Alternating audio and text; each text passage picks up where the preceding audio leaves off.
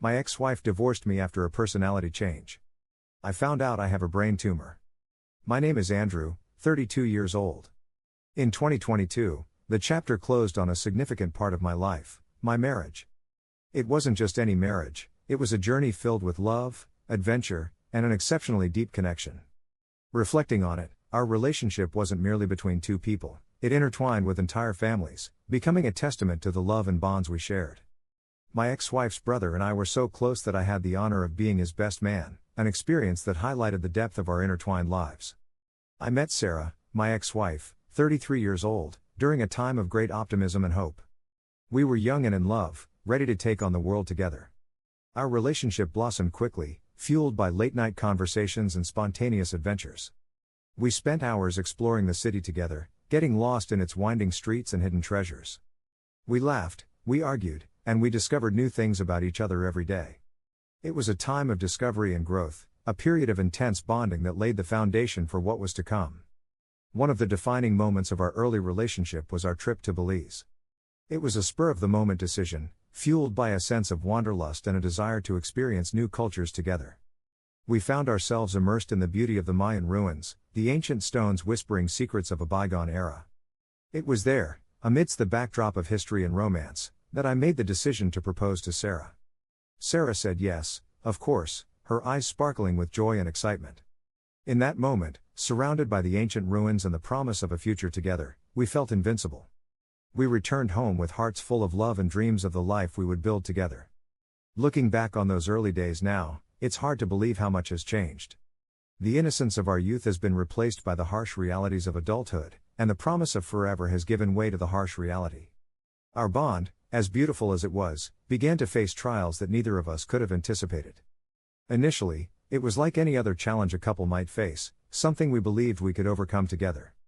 Yet, as time passed, the hurdles became more daunting, testing our resilience in ways we never imagined. My mental health began to deteriorate, casting long shadows over our lives. What started as subtle changes in my behavior soon spiraled into something far more severe. In public, I was constantly on edge, plagued by an unshakable feeling of being followed. This paranoia escalated to the point where I became convinced our home was bugged, and that police or even government agencies were monitoring me. These weren't fleeting thoughts, they were deeply ingrained beliefs that dictated my actions, leading to a profound sense of fear and isolation. The day my wife, out of sheer desperation and concern, convinced me to go to the emergency room, marked a pivotal moment in our story. There, I received a diagnosis that seemed to offer some answers: a psychotic break, accompanied by bipolar and schizoaffective disorder. This diagnosis was a double-edged sword. On one hand, it provided a name to the chaos that had taken over our lives, but on the other, it brought a new set of challenges and questions about the future. Despite these difficulties, my wife stood by me, embodying patience and compassion. But as time went on, even with treatment, my behavior didn't stabilize. It was as if the essence of who I had always been was slipping away, replaced by someone we both didn't recognize. This transformation wasn't just internal, it manifested in actions that were out of character for me. I started lying and turned to substance abuse, a stark departure from my previous lifestyle of social drinking and the occasional recreational use of weed. It was a downward spiral, one that seemed to pull me further away from the person I once was and the life we had built together. I knew I was treading on thin ice when I started dabbling with drugs behind my wife's back. But somehow, the thrill of it all seemed to override any rational thought. Stupid, I know. And now, facing the consequences, I can't help but feel like the biggest jerk on the planet. The day she found out was like a nightmare unfolding in slow motion.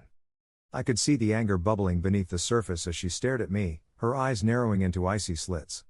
It was a look I never wanted to see directed at me, yet there it was, burning into my soul. She didn't even need to say anything. Her silence spoke volumes, echoing with disappointment, betrayal, and hurt. My stomach churned with guilt as I tried to come up with some feeble excuse, but the words caught in my throat like a noose tightening around my neck. Then came the explosion. The torrent of words, sharp as knives, lashing out at me with a force that left me reeling. She didn't hold back, letting me have it with both barrels. Every lie, every deception, laid bare for all to see. And I couldn't do anything but stand there, taking it all like a punching bag.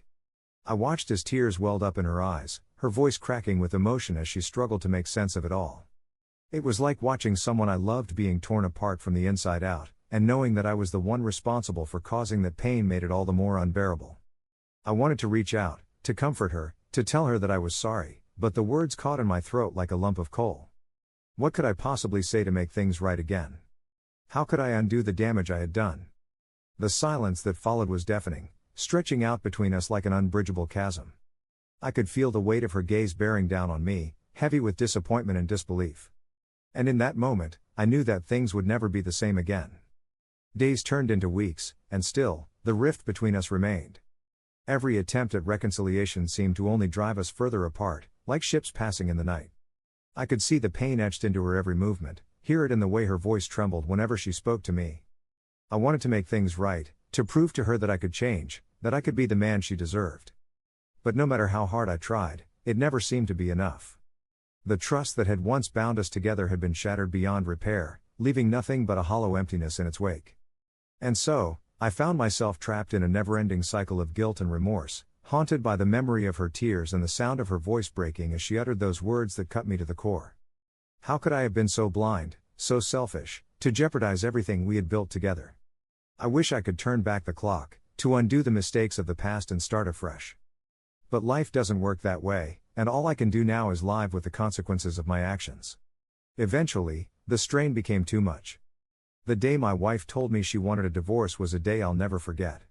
It was a moment filled with a profound sense of loss, not just for the partnership we had, but for the future we had envisioned together.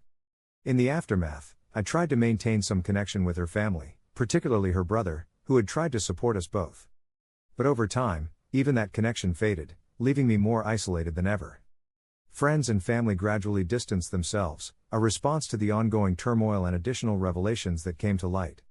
In their eyes, and perhaps rightfully so, I had become a pariah. The year that followed was one of deep reflection and struggle. I grappled with the consequences of my actions and the reality of my situation. I checked myself into rehab, determined to reclaim my life and rebuild what I had destroyed. The first few days were the hardest. Detoxing was hell, both physically and mentally. Every fiber of my being screamed for a fix, but I refused to give in. The counselors and therapists at the facility became my lifeline, guiding me through the darkest moments with compassion and understanding. Group therapy sessions forced me to confront the demons I had been running from for so long. I shared my story with strangers who quickly became confidants, realizing that I wasn't alone in my struggles. Together, we leaned on each other for support, finding strength in our shared experiences. As the days turned into weeks, I began to see glimpses of the man I used to be, the man Sarah fell in love with. Clear-headed and focused, I tackled each challenge head-on, determined to emerge from this ordeal a better version of myself. However, things didn't go as smoothly as I had anticipated. Jobs came and went, and I found myself barely scraping by, a stark contrast to the stability I once took for granted. It was a low point, both personally and professionally, one that forced me to confront the changes I needed to make in my life. Amid this turmoil, there were glimmers of hope. I managed to invest in property. Investing in property was a turning point for me. It felt like finally gaining solid ground after years of uncertainty. The process wasn't easy, and there were moments when I doubted if I could pull it off. But with determination and perseverance, I made it happen. Owning property provided a sense of stability and security that I had longed for. It was a tangible asset, something I could hold on to and build upon. Watching the value of the property grow over time was incredibly satisfying, knowing that I had made a smart investment for my future and for my family. But beyond the financial benefits, owning property gave me a sense of pride and accomplishment. It was a symbol of how far I had come from the depths of addiction, proof that I was capable of building a better life for myself and my loved ones. A new companion, a little pup named Archie, brought a sense of comfort and purpose to my days. Therapy became a beacon of light, offering insights and coping mechanisms that slowly helped me navigate the complexities of my situation. After everything gradually stabilized, I found myself facing unexpected health issues. Headaches became a daily occurrence, a constant throb in the background of my life. Riding the elevator triggered dizzy spells, leaving me disoriented and unsteady on my feet. Concentrating for too long brought on pounding headaches, as if my brain was protesting the effort. Even driving became a challenge, with persistent ringing in my ears adding to the discomfort. At first, I brushed off these symptoms as mere inconveniences, attributing them to the stress I had endured and my erratic eating habits. I convinced myself that I was simply feeling weak, a side effect of everything I had been through. but as the days turned into weeks and the symptoms persisted, I began to worry. However, because I was too busy, I did not make an appointment to see a doctor. The revelation came like a thief in the night, unexpected and life-altering. It was during a routine business trip, one of many I'd taken in the recent months as I tried to rebuild the semblance of a normal life, that the world as I knew it came crashing down. One minute I was navigating through the bustling airport, the next I was on the ground, consciousness slipping away like grains of sand through my fingers. Waking up in the hospital was a disorienting experience. The sterile white of the room, the beep of machines monitoring my vitals, and the concerned faces of medical staff hovering over me, it was a stark contrast to the life of constant movement I had been leading. The confusion was palpable, the fear, a silent companion as I tried to piece together what had happened. The journey to diagnosis was fraught with uncertainty. Initial tests were inconclusive, leading to more questions than answers. My medical history, a tapestry of misdiagnoses and treatments for mental health issues, painted a complex picture that puzzled the medical team. Yet, it was the insistence of a keen-eyed doctor, who noticed the peculiarities in my symptoms and history, that led to the decisive MRI scan. The scan revealed the unexpected culprit, a brain tumor, nestled in a part of my brain where it had been orchestrating the chaos in my life from the shadows. The moment of revelation was surreal. Sitting in the dimly lit office, the images of my brain displayed on the screen, I listened as the doctor explained the nature of the tumor. It was benign, they believed, but its location had been impacting my behavior and mental health in profound ways. The words brain tumor echoed in my mind, a stark contrast to the previous labels I had been given. My initial reaction was one of shock, quickly followed by a flood of relief. For years, I had been a prisoner in my own body, my mind a battlefield of paranoia, erratic behavior, and unexplainable emotions. To have an explanation, a tangible cause for the turmoil, was a liberation I hadn't expected. It was as if the pieces of a puzzle had suddenly clicked into place, offering a clarity I had been seeking for so long. My mind wandered to my ex-wife, to the life we had shared, and to the dreams we had for the future. Could the unraveling of our marriage have been avoided if this diagnosis had come sooner? The thought was haunting, a bitter reminder of the fragility of life and the impact of what lies hidden within us. In the immediate aftermath of my diagnosis, a flood of emotions and thoughts besieged me.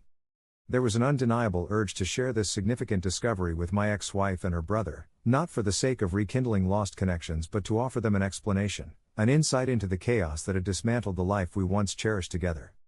Yet, as I dwelled on this impulse, the complexities of such an action became increasingly apparent. The pain, confusion, and upheaval that my behavior had inflicted were not wounds easily healed, and my re-emergence, regardless of the intentions behind it, risked reopening scars that had perhaps begun to mend. The bond my ex-wife and I shared was once unbreakable, forged in the fires of shared dreams, laughter, and love.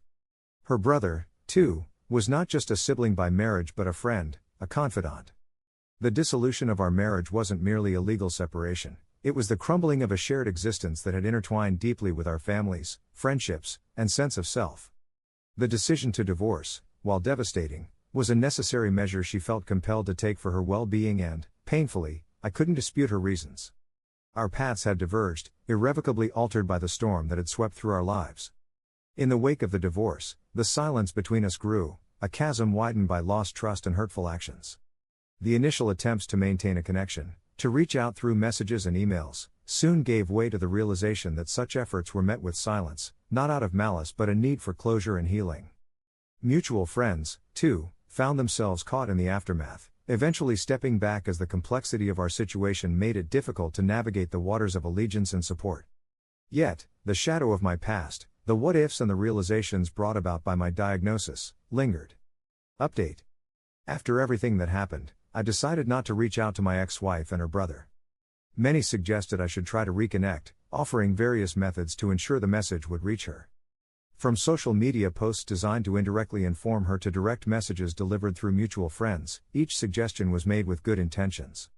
Yet, despite the appeal of these ideas and my initial inclination to follow through, I've opted for a different path. Social media, for one, doesn't hold the same presence in my life as it does for others. My online footprint is minimal, with an Instagram account for my dog, Archie, and a practically anonymous Facebook profile. The idea of using these platforms to reach out indirectly felt both impractical and somewhat impersonal given the gravity of the situation. But beyond the logistical hurdles lies a deeper consideration: what impact would my reaching out have on my ex-wife? Would it truly be for her benefit, or would it be a selfish act on my part, driven by my own desires and regrets? The more I pondered this, the clearer it became that initiating contact might not be in her best interest. She's a strong, resilient person, and I have no doubt that she's built a fulfilling life for herself since we parted ways. To re-enter her life now, especially with such significant news, could potentially cause unnecessary pain and confusion. This realization forced me to confront my own motivations. A part of me had harbored hopes for reconciliation, for a fairy tale ending where everything was forgiven, and we could start anew. However, such fantasies overlook the real and profound reasons for our separation.